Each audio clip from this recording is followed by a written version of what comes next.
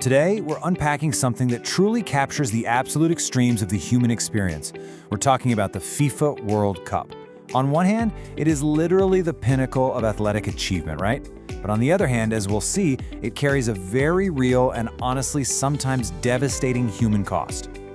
Okay, let's dive into this because this number is just, well, it's staggering. 5 billion. During the last tournament, over 5 billion people tuned in. You guys, that's more than 60% of the entire human population.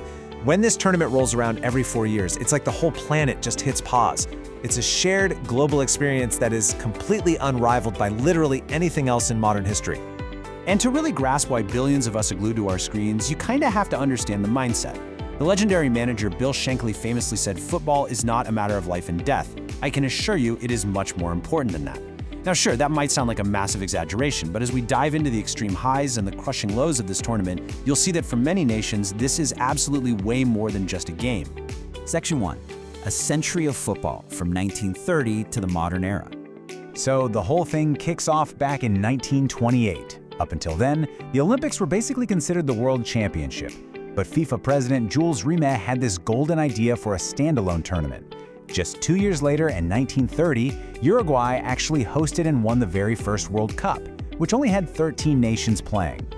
Now, skipping ahead to 1950, we have an awesome piece of trivia. You might have heard the popular myth that India withdrew from the 1950 tournament because they weren't allowed to play barefoot. Yeah, actually, scratch that. The real reason the All India Football Federation pulled out was primarily due to massive travel costs and just a super short prep time. Anyway, the tournament kept growing, eventually expanding to 24 teams by 1982 to give more of the world a chance to compete. But wait, it's not just about the action on the pitch. The World Cup has seen its fair share of truly bizarre off-field drama.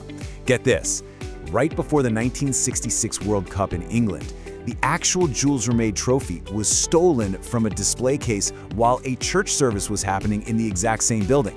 The thief demanded a £15,000 ransom. But a week later, a guy named David Corbett is walking his dog Pickles in South London. Pickles sniffs out this weird newspaper-wrapped package hidden in a hedge. Yep, it was the trophy. Pickles literally became an instant international celebrity, starring in movies and basically saving the day for global football. Good boy, Pickles. Section 2. Legends and Global Glory, the pinnacle of athletic achievement. Now, what's really interesting about this slide is just how untouchable this record is. It has stood for over half a century. The Brazilian icon Pelé is literally the only player in the history of the sport to win 3 World Cups.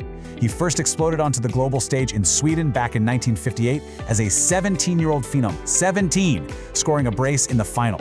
He went on to win again in 62 and 70, cementing a legacy that no one has even come close to matching. But Pelé isn't alone in the history books. Let's rapid-fire a few staggering stats that really showcase the absolute pinnacle of individual performance. Germany's Miroslav Klose, he holds the all-time record with a massive 16 total World Cup goals. Then there's France's Just Fontaine, who set an unbreakable record by scoring 13 goals in a single tournament in 1958. That's averaging over 2 goals a game. And for the ultimate flex, Brazil's Mario Zagallo and France's Didier Deschamps. They are the incredibly rare individuals who have lifted the trophy both as players on the pitch and later as managers of their national teams. Talk about doing it all. Sometimes, though, you get major controversy and pure brilliance from the exact same player in the exact same game. In the 1986 quarterfinal between Argentina and England, Diego Maradona gave us 2 of the most famous moments in sports history. First up was the hand of God. Maradona illegally punched the ball into the net, the ref completely missed it, and the goal actually stood. But then, just minutes later, he delivers the goal of the century, literally dribbling past 5 English players from half-pitch to score a goal of sheer, undeniable athletic genius. It's really the perfect microcosm of the tournament's extreme dual nature. Section 3. The darkest human costs, the price of the beautiful game. And we have to talk about how off the pitch, this intense passion can turn deadly. Probably the most heartbreaking example of just how seriously this game is taken is the story of Andrés Escobar. Known as the Gentleman of Football, Escobar was the captain of the Colombian national team during the 1994 World Cup. During a really crucial match against the US, he stretched to intercept a cross and accidentally deflected the ball into his own net. That own goal contributed to Colombia being eliminated. Tragically, just days after returning home to Medellin, he was confronted by a group of men outside a nightclub. He was shot 6 times, with the killer reportedly shouting "goal" with every single shot. He was only 27. It's just devastating. A single mistake on the pitch led to the ultimate tragedy. That overwhelming intensity from fans has also led to massive loss of life right inside the stadiums. Back in 1964 at the Estadio Nacional in Peru, a disallowed equalizer against Argentina completely enraged the home crowd. Fans invaded the pitch, and police responded by firing tear gas into the densely packed northern stands. As thousands rushed the locked exits to escape the choking gas, a horrific crush occurred, resulting in the deaths of at least 328 people. Decades later, in 1996 in Guatemala, a qualifying match turned incredibly deadly when authorities authorized way more tickets than the stadium could hold. We're talking 60,000 spectators packed into a 30,000 capacity venue. When the gates were forced open, a massive surge trapped fans against the fences, killing over 80 people. Sometimes the geopolitical tension surrounding the tournament even sparks actual military conflict. In 1969, El Salvador and Honduras were already locked in deep political and social tensions. So when they played a World Cup qualifying series, extreme fan violence just erupted at the matches. Just weeks later, El Salvador actually launched military strikes against Honduras. This became known as the Football War. It lasted about 100 hours before a ceasefire was negotiated, but the conflict tragically resulted in the deaths of an estimated 2,000 to 3,000 people. So the crucial point is that hosting the modern tournament requires massive logistical and financial undertakings, and those carry a really heavy toll of their own. In Brazil in 2014, preparations cost over $12 billion. Entire neighborhoods were demolished, displacing an estimated 150,000 to 170,000 residents, and at least 8 construction workers died building the stadiums. Then look at Qatar for 2022. A staggering $200 billion was spent building entirely new infrastructure from scratch.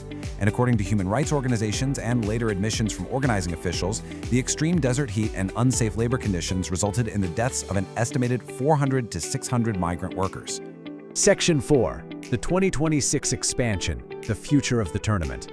And this brilliantly illustrates the massive leap in scale we are about to witness. For the very first time in history, the World Cup is expanding from 32 teams to 48 teams. These 48 nations will be divided up into 12 groups of 4.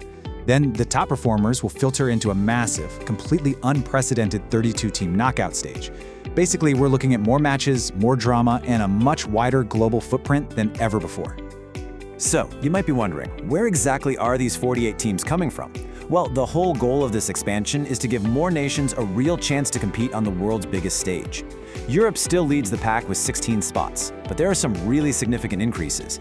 Africa now gets 9 spots, and Asia jumps up to 8. South America and North America each get 6 guaranteed spots, while Oceania gets 1. This new distribution fundamentally shifts the geographic balance of the whole tournament, which really opens the door for new Cinderella stories and some wild, unexpected upsets. Which brings us to one final thought. We've explored the unbreakable records, the breathtaking goals, and the incredible way this game genuinely unites billions of people. But we've also looked at the displaced communities, the lost lives, and the immense financial burdens. When you weigh the incredible, unifying power of the beautiful game against its sobering realities, you really have to ask yourself, is the true cost of hosting the world's biggest sporting event ultimately worth the global glory? It is a deeply complex question without an easy answer, but it's one we absolutely must consider every time the world hits pause to watch. Thank you for joining me for this explainer, and I hope this deep dive brought a totally new level of understanding to the beautiful game.